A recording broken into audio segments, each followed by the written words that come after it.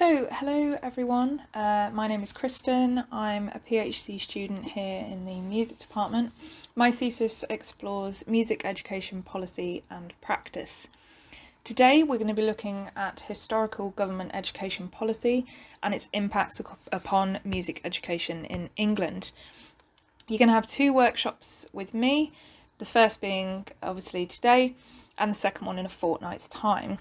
The second workshop is going to lead directly on from this one, where we'll be discussing the importance of music, England's first ever policy paper for music education that was released in 2011. So in terms of structure then, we're going to be focusing on three main time periods today. Firstly, we're going to look at the period from the mid-1970s up to the 1988 Education Reform Act, or the ERA, which was overseen by a Conservative-led government. The ERA was a major educational act that implemented many of the things in education that we now take for granted. So, for example, key stages of education and the national curriculum. We're going to talk about how the ERA's implementation had huge implications for music education, both in and out of school. Secondly, we're going to move on to the period of a new Labour government from 1997 to 2007, after 18 years of Conservative leadership. Here we'll be thinking on how far a shift from a more right-leaning government education policy to a more left-leaning one really helped music education. Despite New Labour swearing in more financial support for music, for example, they simultaneously brought in broader education policies that seem to go against this position. Thirdly, we're going to move into the 21st century to discuss more recent education policy from 2010 onwards. This period took inspiration from the Education Reform Act's emphasis on standards that negatively impacted and continue to impact music education. The concept of a crisis state within music education is a running theme throughout each of these sections. So firstly, let's discuss the concept of the crisis state within music education then. The term crisis has been used expressly in relation to music education in various contexts, including academic. It incorporates many examples of catastrophising language from subject associations, from public figures, from media publications in describing music's place in schools. Some have talked about saving and fighting for music education. Music teachers have often been painted as fearful or demoralised. The report pictured here in the right-hand corner is a great example of such language. It's from the All-Party Parliamentary Group for Music Education and the Incorporated Society for Musicians. As you can see from the front page image of the report, we've got various instruments teetering over the cliff edge. The clarinet's gone, and the trumpet and the other instruments look soon to follow if, as the report says, something isn't done before it is too late. Now, that might seem quite dramatic, but the report does evidence the extent of music education's downfall quite well. It talks of an overall picture of serious decline for music across all levels. In another survey by the ISM, over half of primary schools did not meet requirements for curriculum music, which states that it should be taught for at least 1 hour a week. It also evidenced how GCSE and A-level entries have declined year on year alongside other reports. So where does the downfall in the position of music education stem from then? What's the cause of the crisis state? Well, some in the music teaching profession have blamed past and current government policy for causing untold damage to music in schools.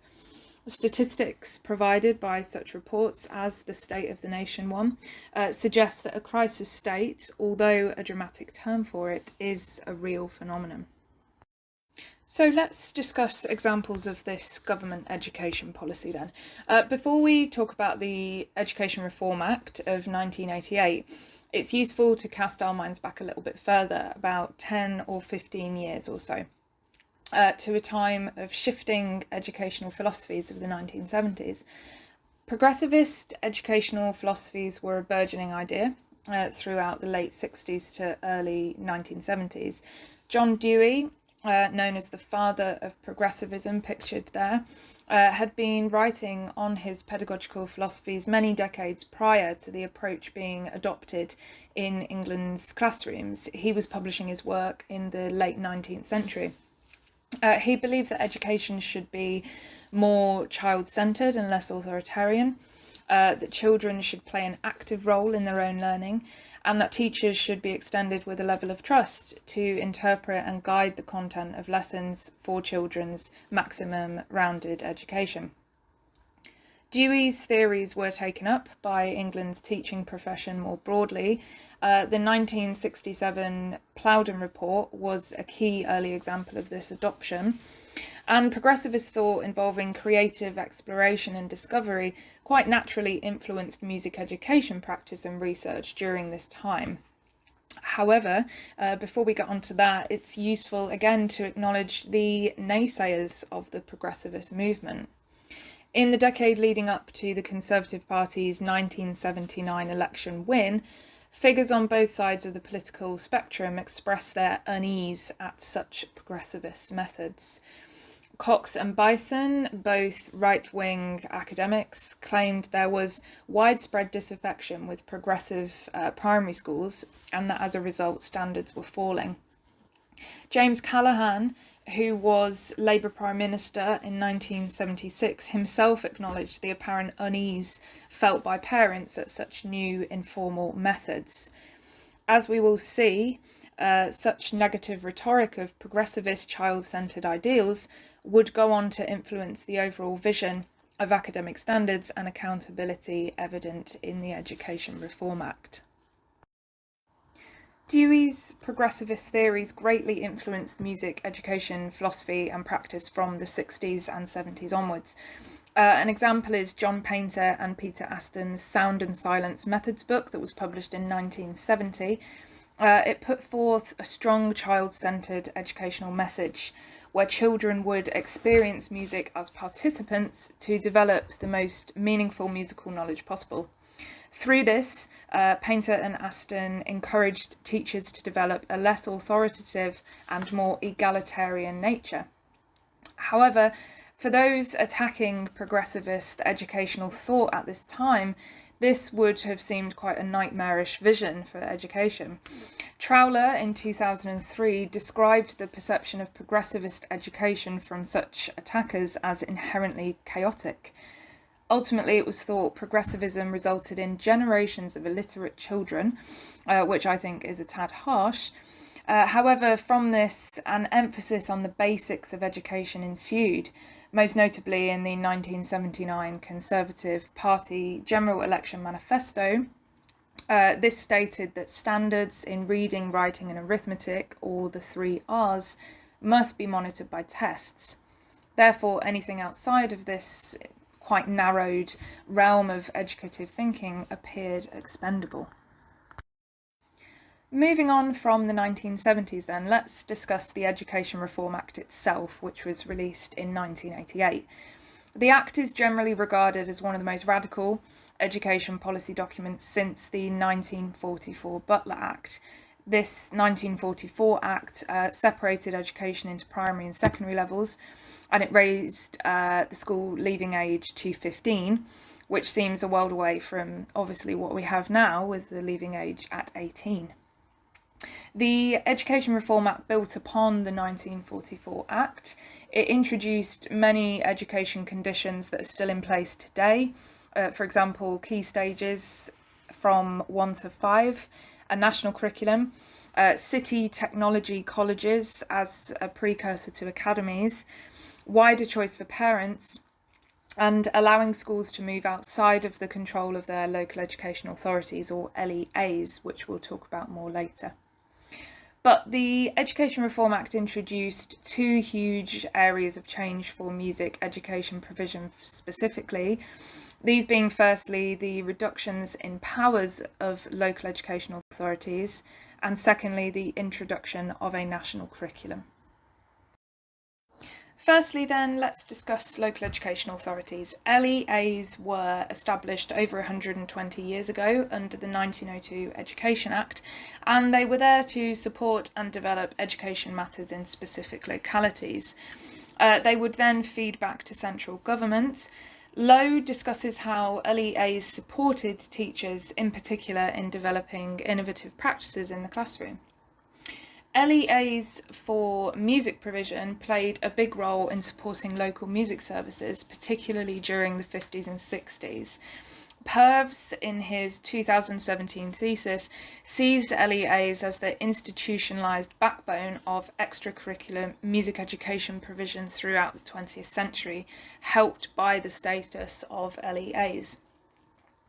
Music services were able to offer instrumental tuition and ensemble routes through LEA funding.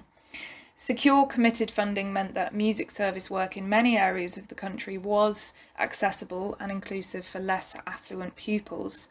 There was a lot of evidence of either free or heavily subsidised provision throughout the 50s and 60s, for example.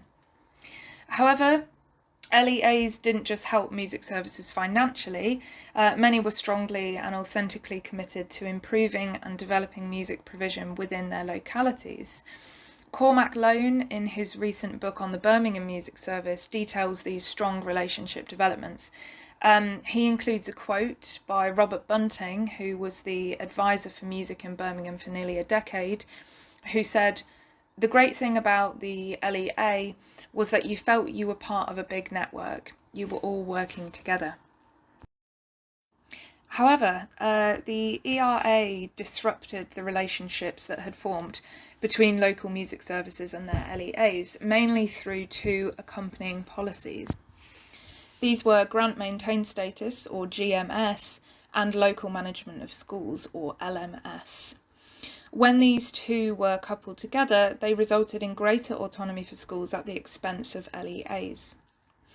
Firstly, adopting GMS meant that schools would be centrally funded through central government. This meant they could renounce their LEAs in terms of finances. Secondly, LMS initiated the release of central funds to schools. Ross Purves usefully splits LMS funds down again into two separate categories. The first, delegated funds, held no restrictions on how they were spent. This meant that schools could spend this on pretty much whatever they liked. The second, devolved funds, had some restrictions tied to them. They allowed schools the option to buy back music service work or to engage with another music provider altogether. This resulted overall in it becoming schools' choice as to what extent music costs would be subsidised or they would fall at the feet of parents. So what did this cause? Well, it meant music provision fragmented across the country. Music service provision drastically reduced. Linear progressive systems of ensemble opportunities became endangered, and many less affluent pupils faced immediate barriers to musical engagement. This didn't only come down to the cost of lessons, for example, but hidden costs, as Purves describes them. These could be things like travel, the cost of sheet music, membership costs. Overall then, reductions in LEA powers would prove the catalyst for the beginnings of financial issues characterising the fears of music education providers for the next 3 decades. Now, let's move on to discuss the second significant change the ERA implemented for music, the introduction of a national curriculum to include music as a foundation subject. So, a national curriculum aimed to raise standards across the country by having all children learn the same thing for the same tests. Whilst initially stated that this curriculum would be broad and balanced, language in a 1987 consultation document suggested otherwise. It identified maths, English and science as first priorities and stated that the majority of curriculum time at primary should be devoted to the core subjects.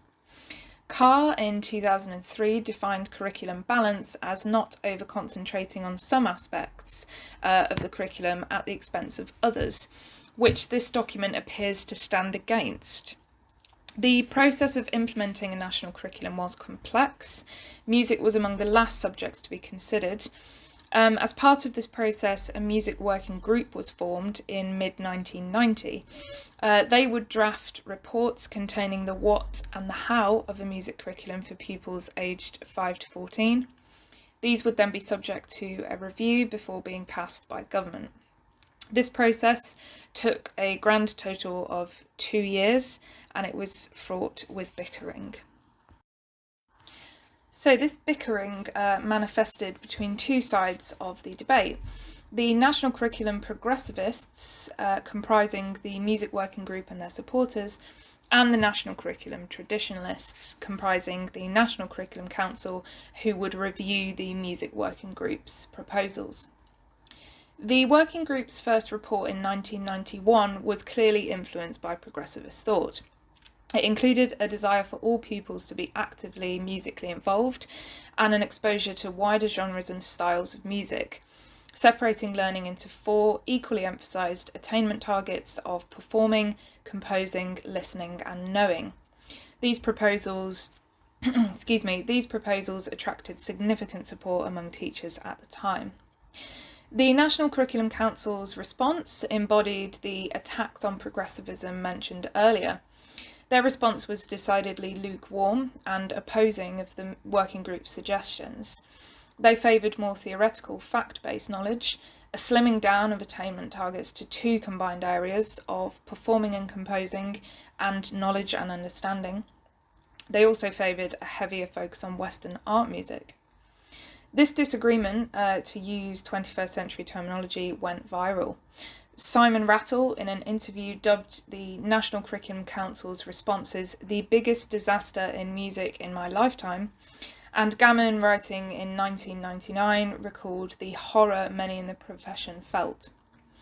A finalised document was finally agreed upon and released in 1992.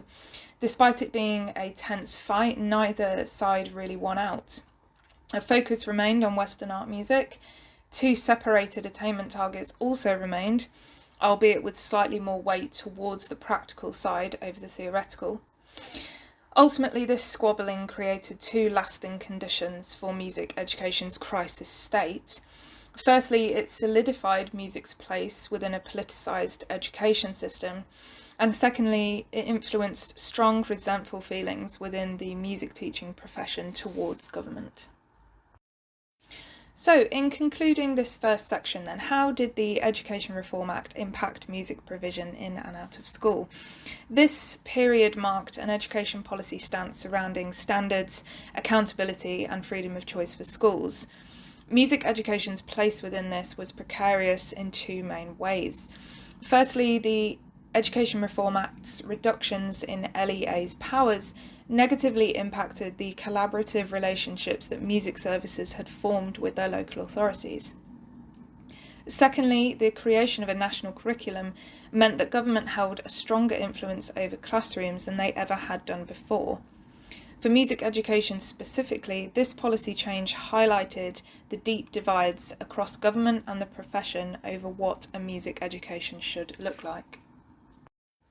So let's move into the 1990s then, a decade that would see a new Labour government arrive in office for the first time in 18 years. In July 1994, a national conference from the Music Education Council and Music for Youth considered contemporary issues of music education provision in the light of changing national structural and financial circumstances. Each speaker acknowledged the financial uncertainty felt across the profession during this time. Ex-director of the BBC, Sir Michael Checkland, for example, lamented the proposed either-or decisions that were being forced upon head teachers in allocating resources to music or science. He also talked of the need to nurture and develop musical talent irrespective of the financial circumstances of the family. Anne Taylor, then Shadow Secretary of State for Education, talked of music services' place within a market where financial stability and value for money were critical to survival. This inadvertently created a scenario where music services' continued survival depended increasingly upon parents' willing or ability to pay. I've cited here a couple of studies from around the time that highlight the impacts of GMS status. Bunting in 1992 discussed the practicalities of integrating instrumental learning into a newly devised national curriculum in a number of Wolverhampton schools. He found that when schools valued instrumental teaching, they would continue to use their devolved budgets to pay for it. While Wolverhampton schools proved generous, Lawson, Plummeridge and Swanwick a couple of years later found finances a key obstacle to cohesive music programmes across 10 regional LEAs. Parental costs for instrumental provision were concerning. Some schools were becoming reliant upon parent-teachers associations to fund musical activities. They concluded in this study that there is no evidence to suggest that a comprehensive scheme of musical education for all children is yet in place in any more than a small number of schools. These studies and conference proceedings from the time provide an indication of then contemporary issues faced at ground level in the immediate years following the ERA. Music services inhabited variable positions of financial security, resulting in a fragmented landscape of stable and accessible instrumental provision in an extracurricular capacity. The Education Reform Act had entrenched significant inconsistencies in music education provision, where areas of relative affluence, or with schools willing to support music initiatives, benefited from provision, while other areas did not. So, 3 years after this conference then, Britain saw a Labour government take up office after 18 years of Conservative leadership. The education world reportedly experienced a renewed sense of optimism and hope upon Tony Blair's appointment as Prime Minister and the face of New Labour.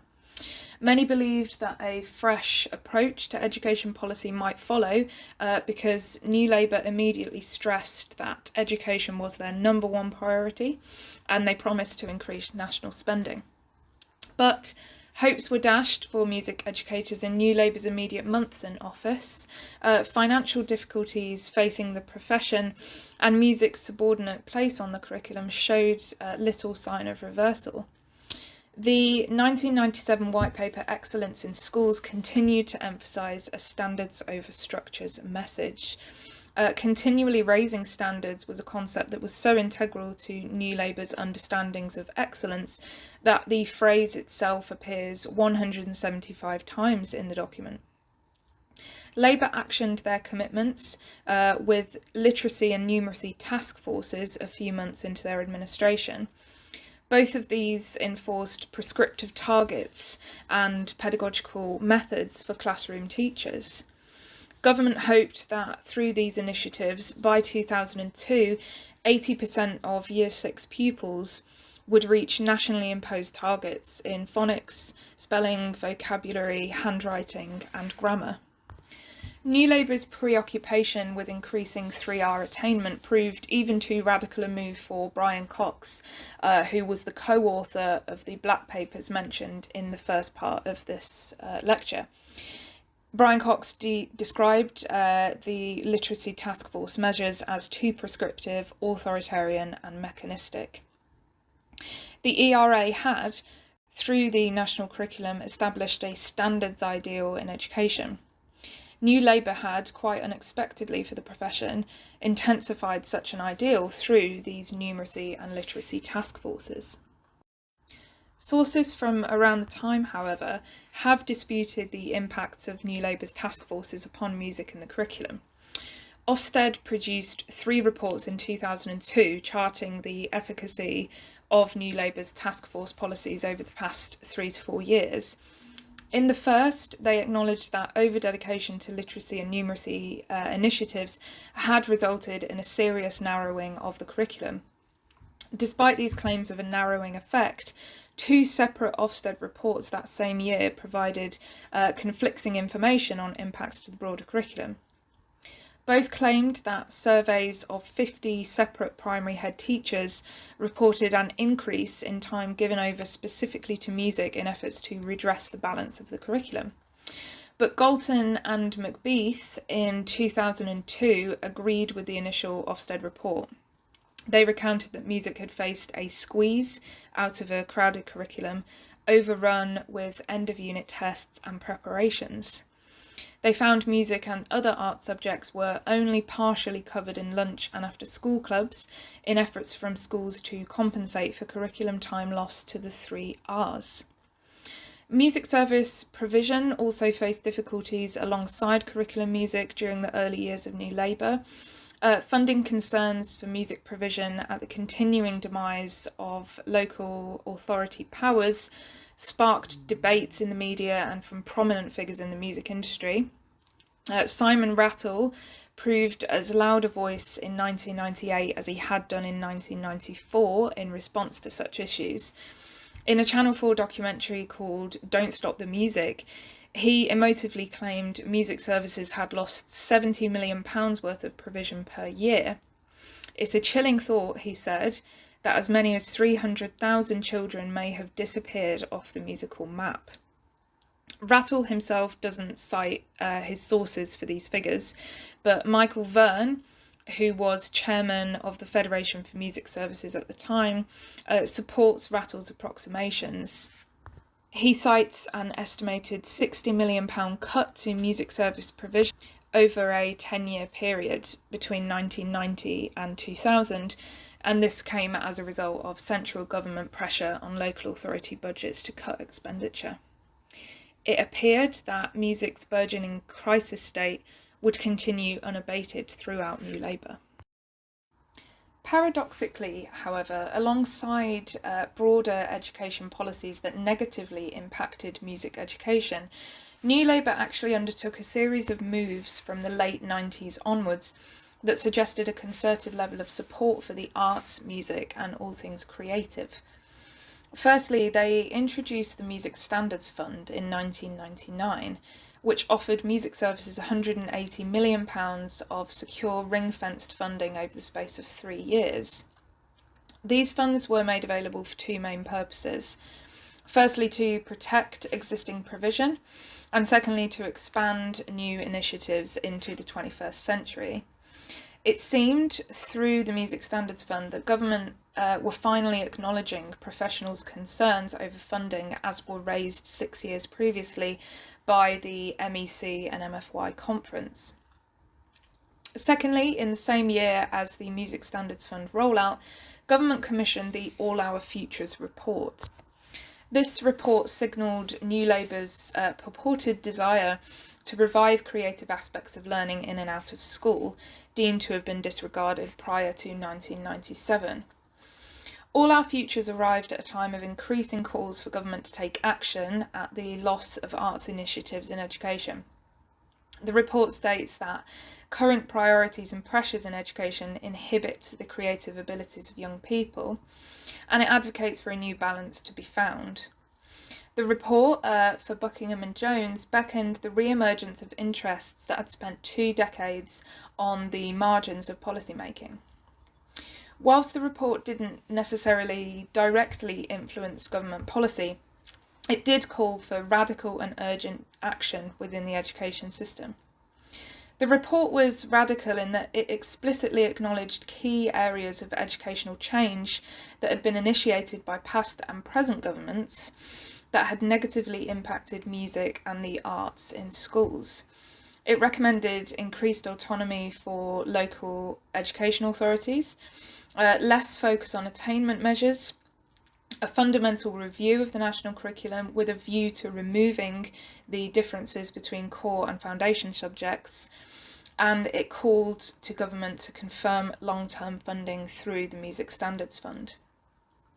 For all of its progressive-sounding ethos, however, the report wasn't so inherently at odds with the broader priorities of the system that it critiqued.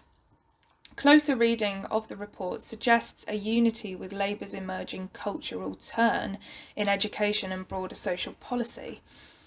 As theorised by Buckingham and Jones in 2001 and elaborated upon by Hall and Thompson in 2007, New Labour's cultural turn positioned acts of culture, including music making in an educational context, as agents for potential economic growth through their purported contribution to social cohesion and regeneration.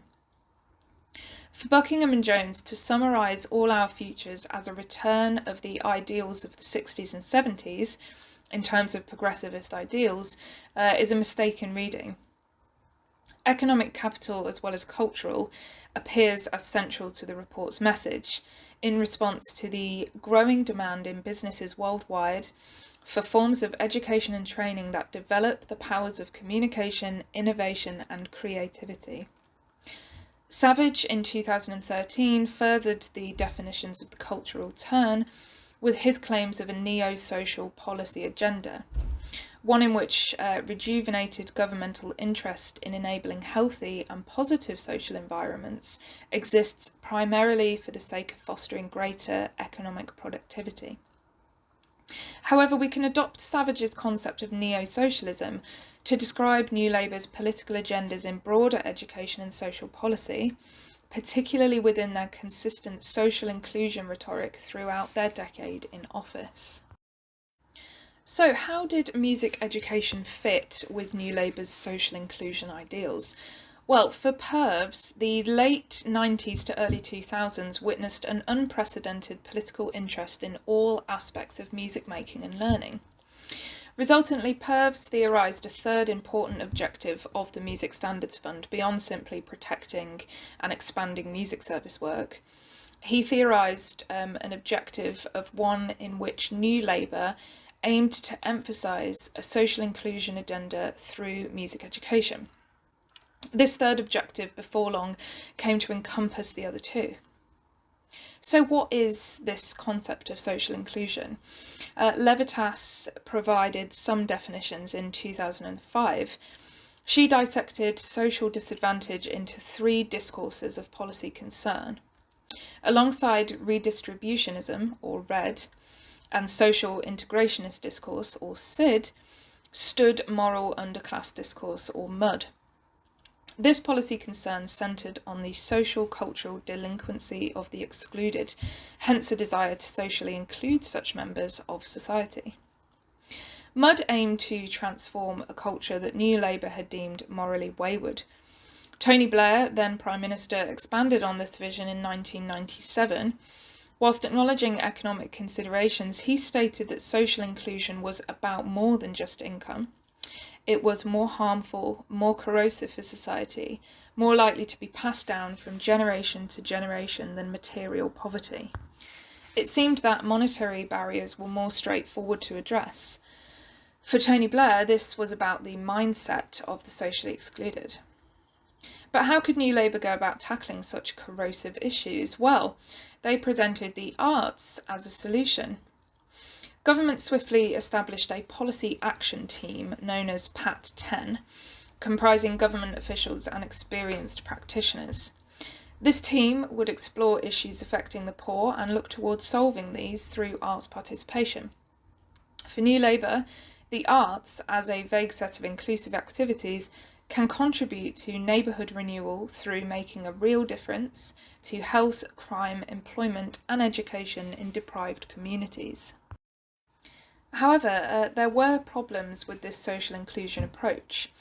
Such statements as these do not appear as claims, but rather implicit facts. They're presented as expected outcomes prior to any large-scale, robust evaluation. Little credence is given to interrogating inclusion or regeneration as complex concepts. Instead, they're left quite ambiguous. Scholars in the later years of New Labour scrutinised these ambiguities.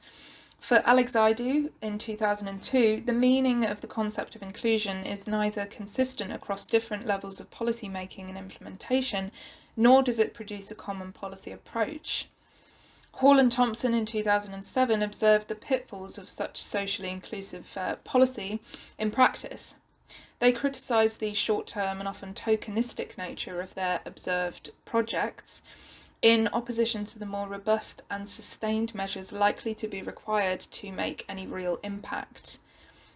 They found arts projects were not designed to incorporate pupils' curriculum-based in-school learning. Rather, they were envisaged as additional experiences so pupils can fit better into a largely unchanged school system and curriculum. It seemed that New Labour's policies didn't look below the surface of problems affecting the socially excluded. Instead, government invested in projects that could evidence short-term outcomes, often anecdotally. Despite the relatively weak form of social inclusion that Hall and Thompson witnessed, government poured millions of pounds into socially inclusive arts projects throughout the decade. This provided practitioners and teachers with long-sought financial stability after decades of uncertainty. For a profession that had variably struggled over decades of underfunding, New Labour's financial pledge, after an uncertain initial 2 years in office, was unreservedly welcomed. A relationship had sparked during this time between government and arts providers. This relationship was mutually beneficial, one in which arts initiatives received plentiful funding in exchange for advocating government's social inclusion agenda.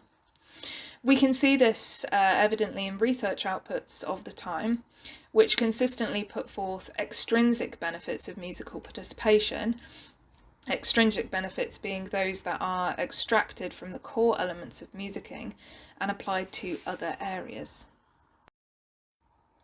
However, Belfiore highlighted that when more weight is afforded to extrinsic benefits of musical participation, there's a danger that such participation becomes a means to an end rather than an end in itself. The end point here being musical participation and education as a means of advancing New Labour's social inclusion agenda. Through this, arts projects garnered acknowledgement and funding from central government, whilst promoting policy matters that were quite distinct from the arts. Whilst this funding may have given music educators a positive outlook, it was partly provided on the affidavit that musical participation pushed forth government agendas. In this way, it still left music education in a vulnerable position. Musical participation could be cast aside when finished with because its place was recognised as only a means to an end. So, to sum up this second section then, what were the impacts of the New Labour years for music education? Despite hopes from the profession of a shift in outlook on education, New Labour continued a policy agenda of standards. Such policies appeared to actively work against music's place in the school. Despite New Labour demonstrating an effective support for music and the arts through increased funding and a creativity rhetoric, this linked in actuality to broader policies on tackling social exclusion. Within this agenda, the arts were considered to usefully contribute. This social policy association, which the arts and music fields in both practice and research adopted, was not necessarily helpful to their cause. It aided in the short term and left music education in a continued position of vulnerability against a broader educational landscape where the standards policies of old continued to predominate. So now let's move into the third era of education policy, the 21st century, beginning with the Labour government from 2007 to 2010. In 2007, then Prime Minister Gordon Brown evoked a picture of an inefficient school system in need of redemption. His government would achieve this through a systematic plan of ever tougher measures for eradicating failure. Your Child, Your Schools, Our Future saw Labour promise to uphold strong accountability through inspections and threats of shutdowns for underperforming schools. Little mention is made in the report of music or the broader arts, other than a vague reference to cultural activities. Lines are blurred between in and out of school activities which may or may not involve music clubs. Regardless of definitions, these cultural activities appear to be a minor component within Labour's desire to build the best school system in the world during the mid to late 2000s. Independent reports from the Brown years, 2007 to 2010, Express concern with the agendas made manifest in Your Child, Your Schools, Our Future, agendas which existed at the expense of the broad and balanced curriculum enshrined on paper in the Education Reform Act. Hall and Ozark in 2008 comparatively analysed English primary curriculum and assessment procedures with other international systems. Their review found that, with regards to national education standards, no other country appears to be so preoccupied as England with standards.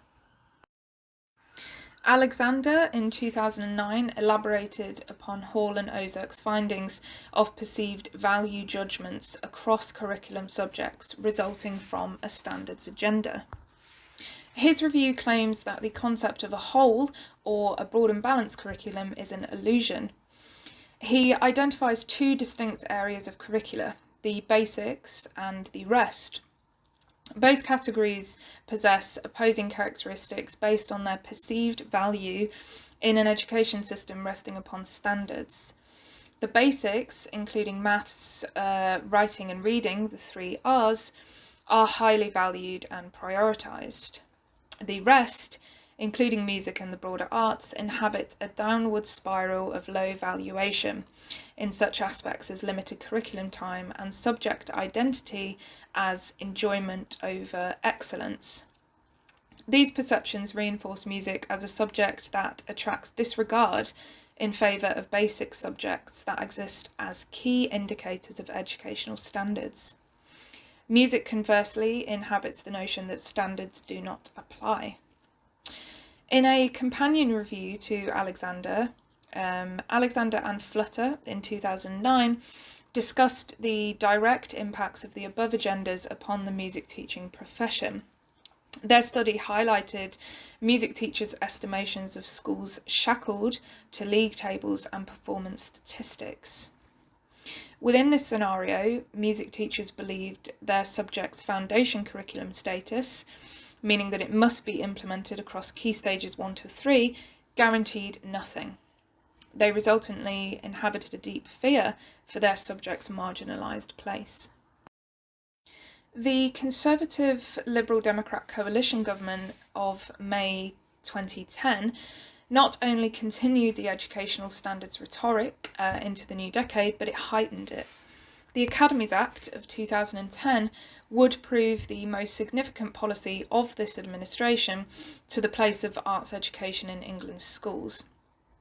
Academies are schools which run outside of local education authority jurisdiction and are sponsored by independent organisations. They receive funding directly from central government and enjoy higher freedoms of choice over their financial outgoings than maintained schools. Academies were directly inspired by the Conservatives' short-lived City Technology Colleges scheme of 1986. CTCs aim to improve educational attainment and opportunities for pupils exclusively in deprived urban areas.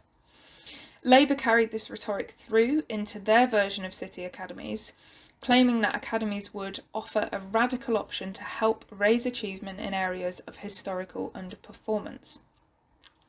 Since Labour's time, academies have gradually come to dominate as educational institutions.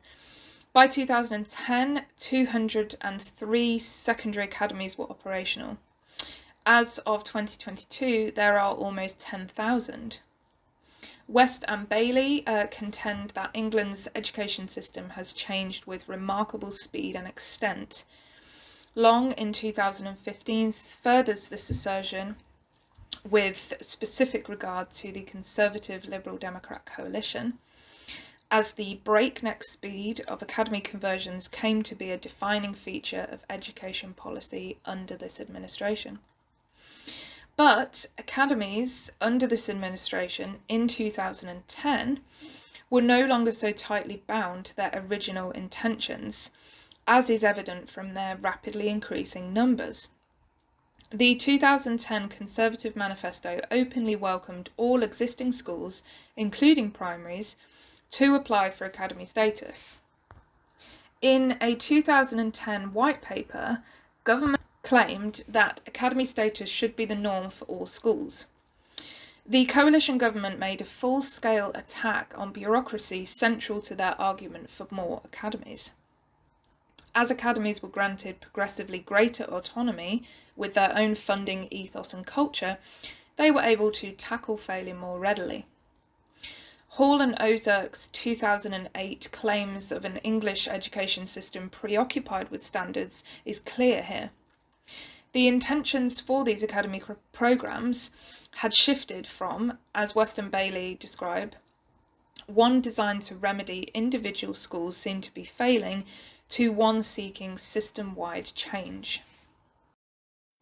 The changes this systematic overhaul initiated has negatively impacted music and broader arts education through a number of processes in a number of linked ways. Firstly, academy strengths exist on the premise of their unquestioned freedom of choice.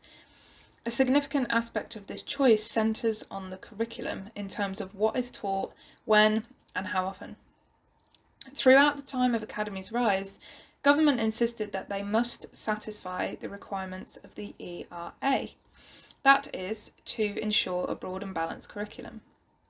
Yet nowhere within this description does it state that academies must follow the national curriculum, which has enshrined music as a compulsory subject across Key Stages 1 to 3 since 1992.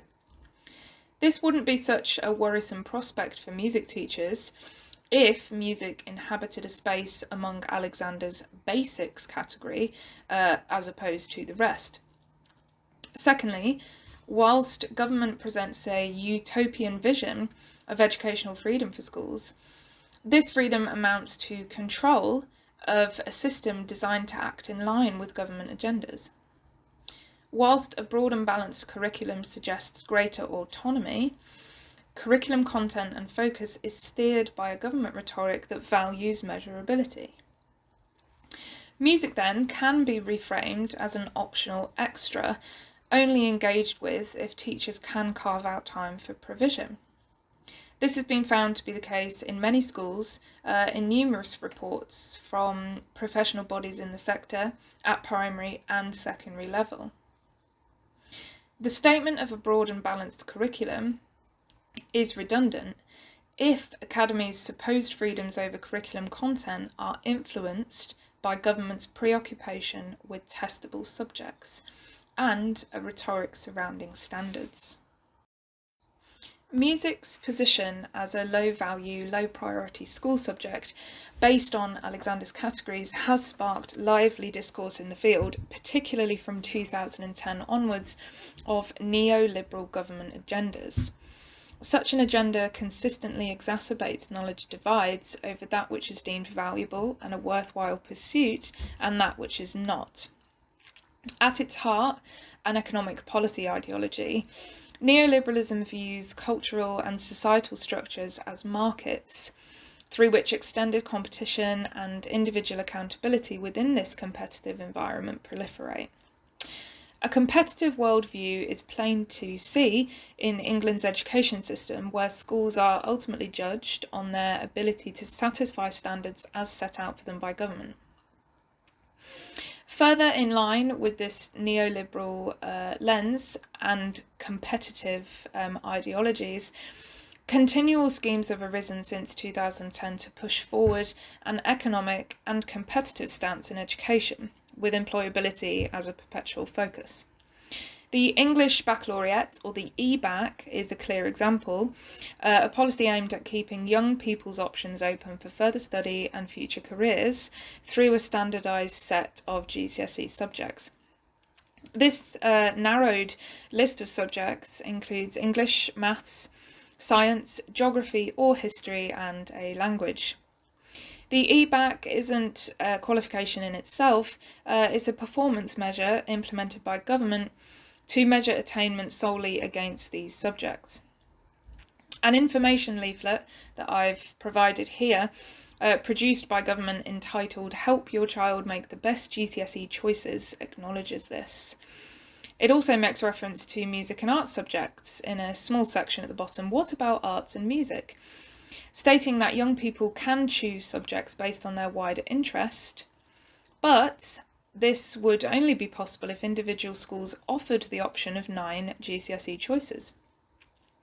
The document is quite interesting in that it's really clear with how it presents government education priorities. EBAC subjects are recommended by Britain's most prestigious universities. Students who study them are more likely to stay in education at 16, whilst languages in particular give young people a competitive edge. Music and the arts are conversely described as wider interests outside of the preferred choices. They are a footnote.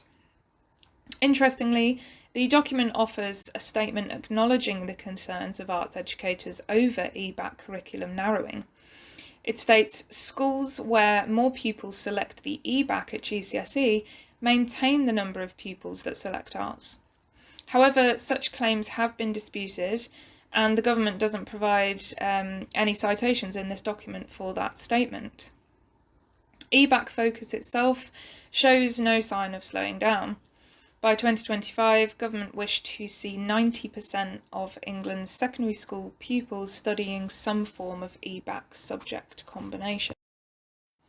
So, concluding this section then, what were the impacts of the Conservative Liberal Democrat coalition period on music education?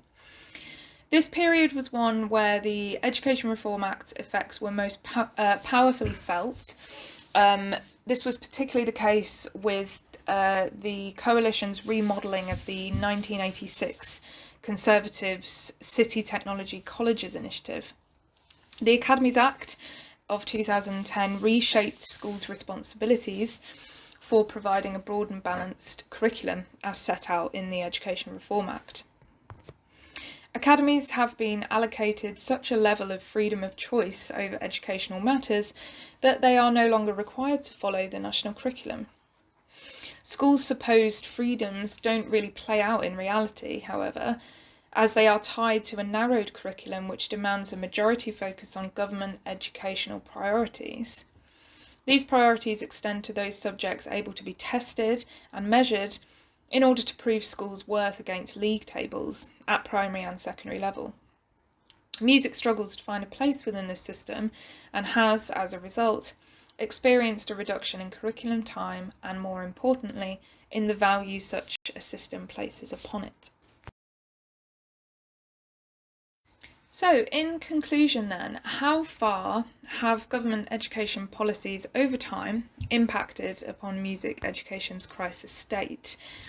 The Education Reform Act initially acted as a catalyst for educational agendas surrounding standards and freedom of choice for schools.